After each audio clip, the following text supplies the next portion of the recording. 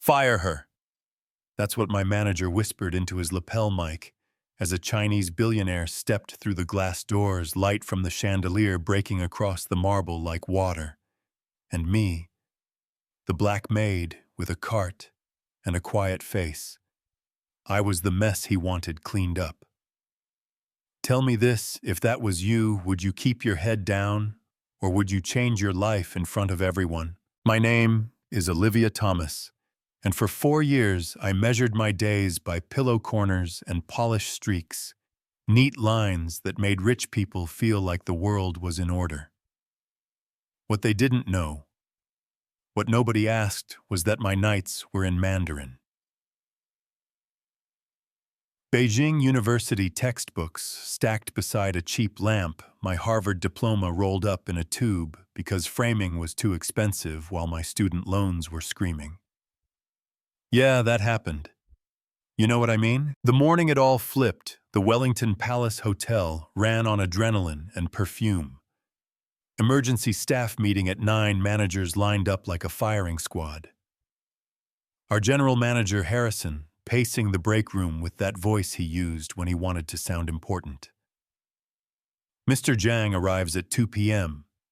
He said 30 luxury properties considering us for his international portfolio. This is career-defining. He turned to housekeeping, to Emma, our supervisor, and said the part I'll never forget: make your staff invisible rooms should look like they clean themselves. Everyone nodded because the paycheck depends on it, and we scattered to polish the stage. I went to the East Wing executive suite, changed out the Egyptian cotton set, the diffuser to white tea and jasmine. The expensive kind that always reminds me of a tea house near Wudaoku, and without thinking, I murmured in Mandarin place away from direct sunlight, for consistent diffusion exactly the way my professor drilled it. My phone buzzed with a past due notice. I slipped it away like a hot stone later, not now, and pushed my cart into the hallway while suits slid by without seeing me. Funny thing about uniforms, put one on and for some people your IQ drops 50 points on sight. 2 p.m. hit like a drumline. Black Mercedes rolled up security first, then Mr. Zhang's 60s controlled a red tie that said power without shouting, 6 associates carrying identical leather portfolios. Harrison extended his hand, welcome to the Wellington, and Mr. Zhang answered in rapid Mandarin, the lobby filling with tones I knew in my bones. Harrison's smile froze at the edges. He grabbed his phone, opened a translation app like it was going to catch a fastball, and the robot voice coughed out something about chicken tax and hotel mooncake. One associate winced, another hid a laugh behind a cough. It hurt to hear like a violin out of tune on a big stage. I kept the cart on the perimeter like I'd been told, eyes down, hands steady. Inside, something shifted small like a floorboard settling. They did the tour spa with imported soaking tubs, the Michelin kitchen with tiny miracles, the ballroom large enough to hold a small country. Mandarin flowed in the spaces between Ms. Lin and associate, translating just enough to be polite, not enough to be honest. In the conference room, Harrison opened his script on revenue projections and proposed expansions, and Mr. Zhang cut in with specifics, vertical zoning allowances, foreign investment tax structures for retail integrated hospitality, comparisons to Shanghai's municipal regs. This wasn't small talk. This was a test, not just language, but do you even understand the world you claim to play in? Harrison reached for his phone again, drowning man, floating shoe. The app spat back, foreign money tree law change, question important now. Someone smirked. Mr. Zhang's face cooled. Harrison asked for 5 minutes to gather specialists, then slipped into the hall with the look of a person whose life just tilted off its axis. I stood outside with my cart, dusting a molding that didn't need dusting, listening through the cracked door while executives whispered solutions that weren't. Finance could cover local tax implications, not the cross-border stack. Sales said lean on visuals, as if a well-lit bar graph would out-argue culture. A language service said 30 minutes. It explained the app was trained on conversational Mandarin, not legal and business terms, obviously. Harrison checked his watch, and I could almost hear the story he believed about himself start to shake. 20 years of never missing the promotion he'd been promised. If he landed this whale, the marriage he let go to be that guy, all of it wobbling. Here's where I tell you I almost stayed silent. Because silence had kept me employed after the last hotel wrote me up for translating for a Japanese family. Stay in your lane, the manager said. Guests get uncomfortable when service staff act too educated. That line bruised me in a place I couldn't show. So when I tell you my hand was shaking over that conference room door, believe me, self-preservation is strong. But something stronger showed up too, not pride exactly, more like outrage braided with hope. Because if Mr. Jiang walked out, he wasn't just taking Harrison's promotion, he was taking every chance this building had to finally see the human beings inside it. Call it vanity, call it justice, I stepped in. Excuse me, I said. 2 words that can rewind a room. Heads snapped. Harrison made that face managers make when a dishwasher drops a plate during a press conference. Not now, he hissed, hands slicing the air. I looked at Mr. Jiang and switched to Mandarin. Clean, academic, polite, respected, Mr. Jiang.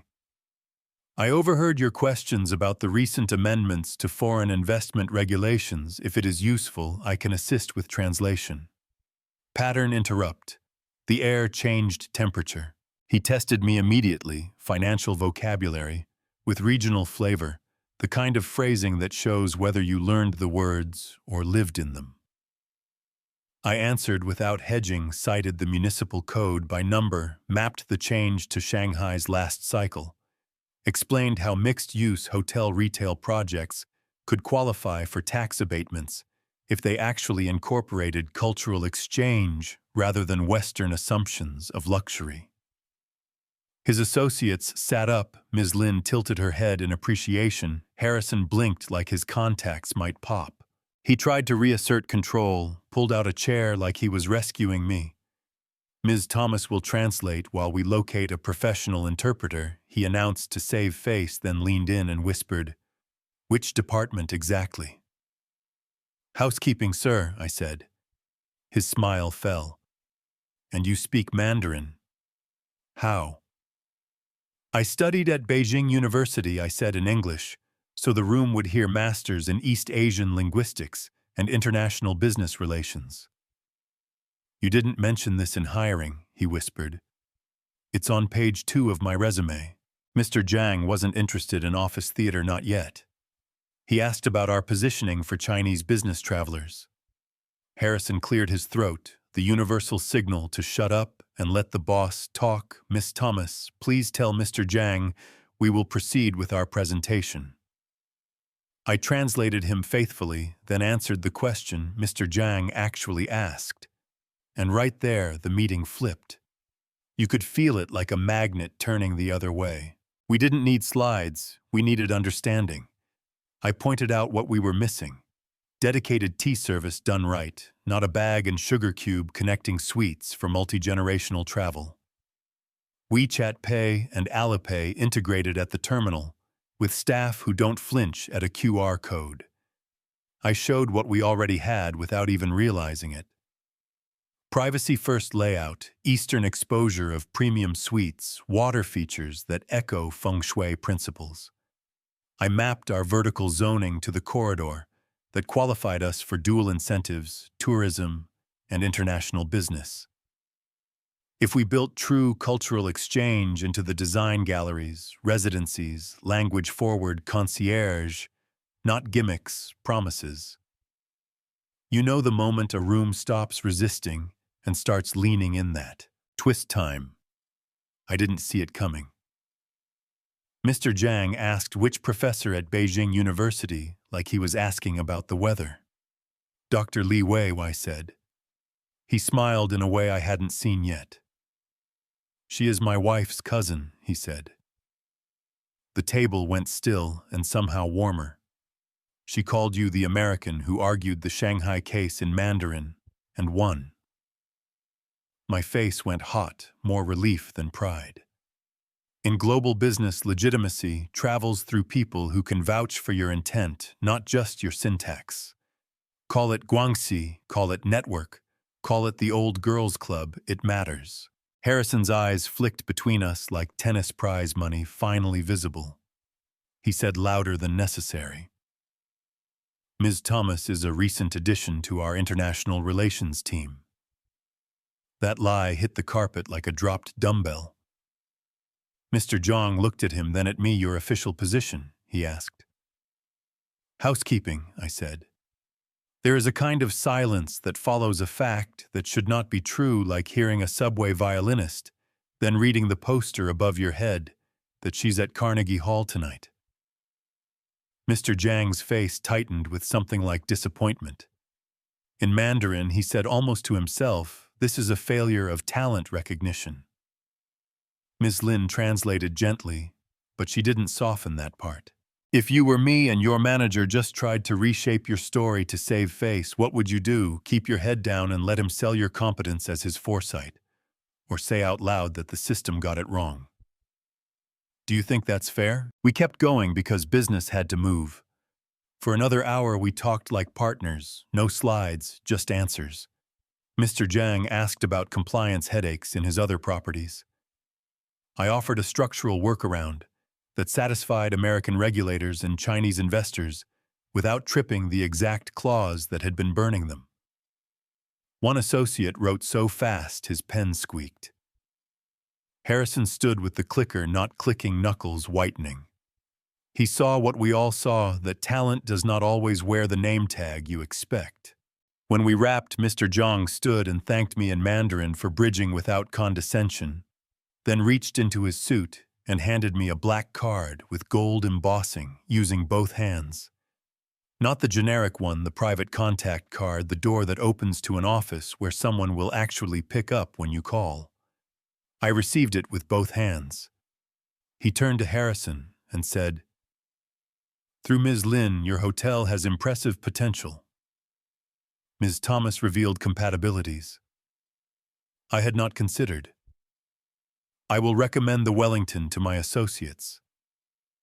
Harrison nodded, breath leaving him like someone loosened his tie from the inside. Then Mr. Zhang added the line that should be etched over a lot of office doors.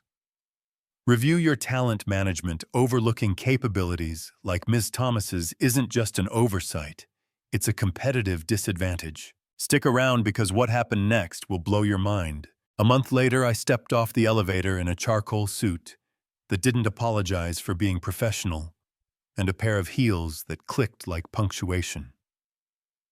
My badge said, Director of International Guest Relations, a job that did not exist until it had to. On my desk, I finally framed my master's degree, and next to it sat a letter of intent from Zhang International, confirming us in their portfolio. That was the headline. The story started that afternoon in a conference room with 30 employees from departments people rarely see on a brochure. Welcome to the Hidden Talents Initiative, I said to custodians, maintenance, food service, concierge, front desk, the people who make the machine run. On the screen behind me, a line read, recognizing the whole person behind every position. A month ago, I pushed a cart outside this room. Today, I get to help us serve guests who don't see America the way we assume they do. That didn't happen because I learned something new overnight.